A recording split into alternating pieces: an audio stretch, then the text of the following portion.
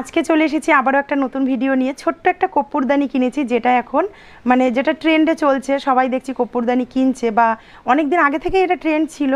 আর হঠাৎ করে আজকে আমি সেটাকে দেখতে পেয়ে সেই জিনিসটা কিনেছি।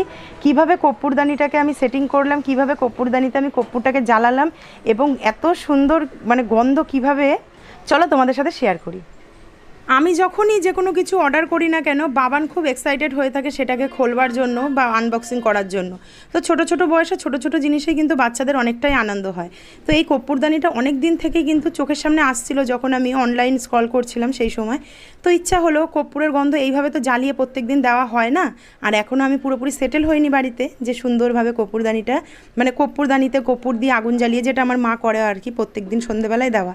তো এই কর্পূরদানিটা কিনলাম। এটা কিন্তু 2-in-1 কাজ করে। একটা হচ্ছে এই যে দেখছো লাল সুইচ, এটা যদি অফ করে শুধু বোর্ডে দিয়ে রাখো তাহলে কিন্তু ওটা নাইট ল্যাম্পের কাজ করবে। আর যখনই লাল সুইচটাকে অন করবে বোর্ডে দেওয়ার পর, তখনই কিন্তু কর্পূর দিলে ভীষণ সুন্দর একটা কর্পূরের স্মেল সারা ঘরে ভরে যায়। আর খুব ভালো লাগছে, আমি কিন্তু জ্বালাচ্ছি, ভীষণই সুন্দর। তোমাদেরকে পরে ভিডিওতে এটাও জানাবো যে কতদিন এটা আমার ভালো থাকলো।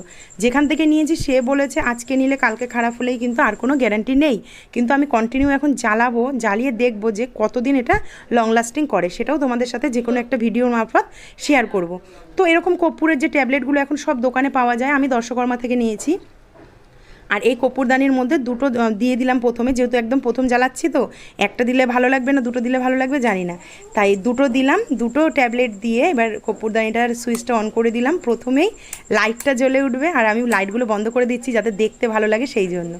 আর এইবার হচ্ছে দেখো, রেড কালারের সুইচটা অন করলেই উপর থেকে কর্পূরের ভীষণ সুন্দর একটা হিটার টাইপের, কোনো জল হয় না বা গলে যায় সেরকম না। এই যে দেওয়া রয়েছে, একটু পরেই এটা মেল্ট হতে শুরু করবে। মেল্ট হয়ে একদম সুন্দর একটা কর্পূরের স্মেল সারা বাড়িতে ভরে গেছিলো।